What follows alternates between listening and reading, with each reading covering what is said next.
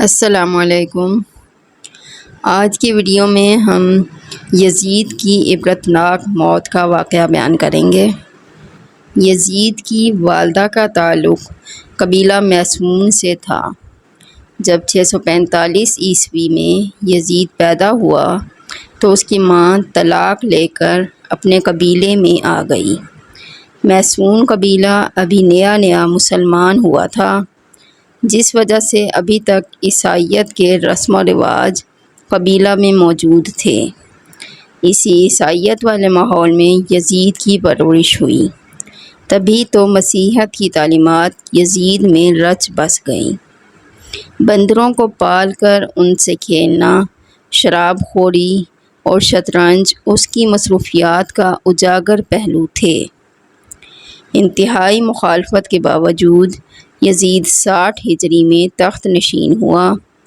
حکومت ملتے ہی یزید نے مدینہ میں موجود گورنر عتبہ کو خط لکھا کہ ہر صورت عبداللہ بن زبیر، عبد الرحمن بن ابی بکر، عبداللہ بن عمر اور نواسۂ رسول صلی اللہ علیہ وآلہ وسلم سے ہر صورت میری بیعت لو۔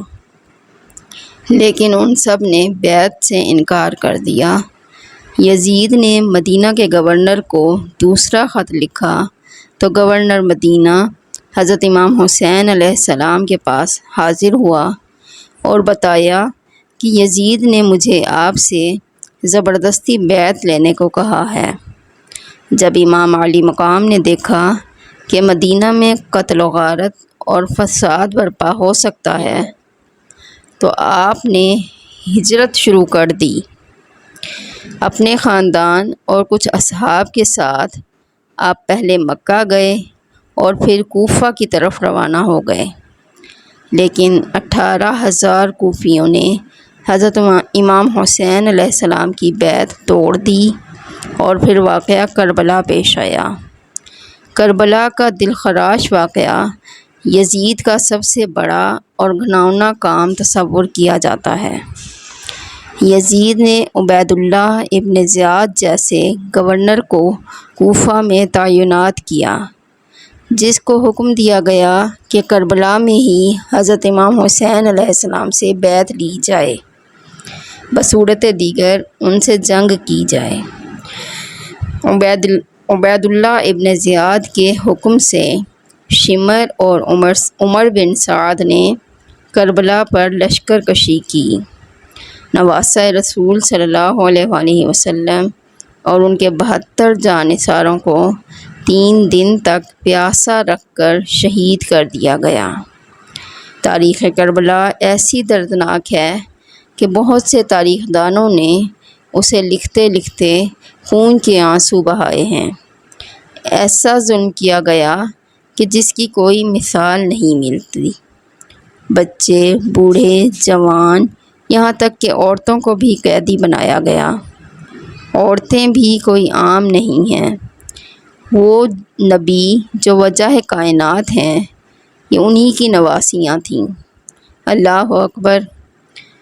پھر یزید کے دربار میں جب امام حسین کا سر مبارک پیش کیا گیا تو اس نے آپ کے سر مبارک کی بھی توہین کی اور کچھ ایسے اشعار پڑھے کہ بعض تاریخ دان تو یزید کو فاسق فاجر ہونے کے ساتھ ساتھ کافر بھی قرار دیتے ہیں۔ آخر کیا وجہ تھی کہ یزید نے عبید اللہ ابن زیاد، شمر اور عمر بن سعد کو اہل بیت کو شہید کرنے کی سزا کیوں نہ دی گئی؟ کیوں واقعہ کربلا کے بعد بھی یزید کی موت تک عبید اللہ ابن زیاد کوفہ اور پھر بصرہ پر یزید کی طرف سے حکمران رہا؟ ایسے واقعات کے باوجود بھی ابن زیاد جیسا شخص اپنی مسند پر براجمان رکھنے کی وجہ یزید کے پاس آخر کیا تھی؟ اب 63 ہجری میں مدینہ کے لوگ یزید کی بیعت توڑ دیتے ہیں تو یزید کی فوج مدینہ پر حملہ کرتی ہے، جس سے واقعہ ہرا پیش آتا ہے کہ جس میں 80 صحابہ کرام مہاجرین اور انصار میں سے 700 تابعین اور اس کے علاوہ 10,000 مسلمانوں کو بے دردی سے مدینہ میں شہید کیا گیا۔ 15 سے 20 احادیث میں بیان کیا جاتا ہے کہ آپ صلی اللہ علیہ وآلہ وسلم نے فرمایا، جس نے اہل مدینہ کو ڈرایا، اہل مدینہ کو دھمکایا یا مدینہ والوں پر ظلم کیا، اس پر اللہ کی لعنت، اللہ کے فرشتوں کی لعنت اور تمام لعنت کرنے والوں کی لعنت۔ لیکن یہ یہاں پر ہی نہ رکا اور مدینہ کے بعد مکہ پر بھی حملہ کیا گیا اور خانہ کعبہ کی عمارت پر بھی سنگ باری کی گئی۔ بس پھر یزید کو دی گئی اللہ پاک کی مہلت ختم ہوتی ہے۔ اب اس ظالم، فاسق، فاجر اور شرابی کی موت آتی ہے۔ اس کی موت کے متعلق 3 طرح کی روایات تاریخ کتب میں ملتی ہیں۔ پہلی روایت تو یہ ہے، یزید ایک رومی نسل کی خوبصورت لڑکی کے عشق میں مبتلا ہو گیا تھا۔ یزید نے اس لڑکی کو حاصل کرنے کی ہر ممکن کوشش کی، یہاں تک کہ اس کے سارے خاندان کو بھی مروا دیا، لیکن پھر بھی وہ لڑکی یزید کے ہاتھ نہ آ سکی۔ وہ لڑکی جب بھی یزید کے دربار میں آتی تو قسم اٹھاتی کہ مر تو سکتی ہوں لیکن تمہاری نہیں ہو سکتی۔ ایک دن لڑکی کے دل میں آیا کہ اس سے اپنے والدین کے قتل کا بدلہ لیتی ہوں۔ لڑکی نے یزید کو رنگ رلیاں منانے کے لیے ایک جنگل میں اکیلے بلایا۔ ویرانے میں یزید شراب پی کر مست ہو گیا۔ وہ لڑکی نیم عریاں لباس پہن کر یزید کے سامنے بیٹھ گئی اور وہ شراب پیتا رہا۔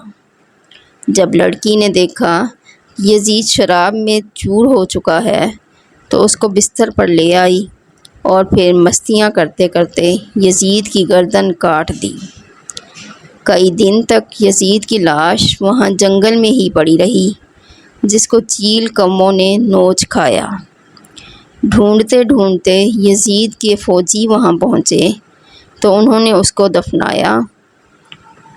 یزید کی موت کی دوسری روایت یہ ہے کہ 64 ہجری میں یزید ایک انتہائی موذی بیماری میں مبتلا ہوا، جس سے اس کی آنتیں جل گئی تھیں۔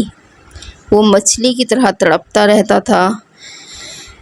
پیاس اس شدت سے لگتی تھی کہ وہ خود پانی کے تالاب میں گرا دیتا تھا، لیکن گلا اس قدر بند تھا کہ ایک گھونٹ پانی بھی حلق سے نہ اترتا تھا۔ اسی حالت میں 3 دن رہنے کے بعد یزید کی موت ہوئی۔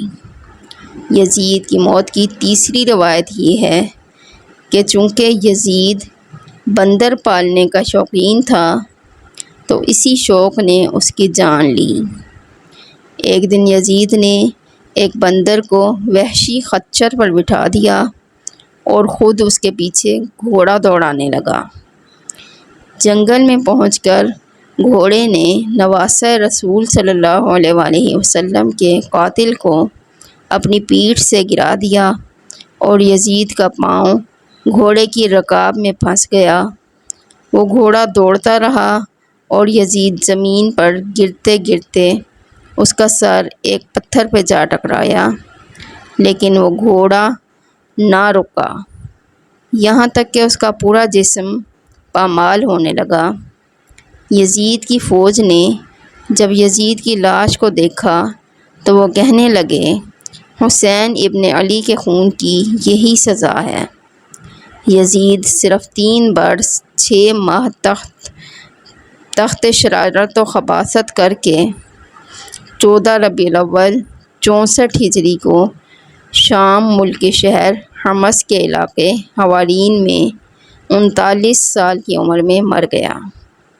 آج بھی اس ملعون کی قبر دمشق میں نشان عبرت ہے۔ اللہ پاک ہم سب کو صحیح معنوں میں اور دکھاوے سے پاک نبی پاک صلی اللہ علیہ وآلہ وسلم اور ان کی آل سے محبت عطا فرمائے۔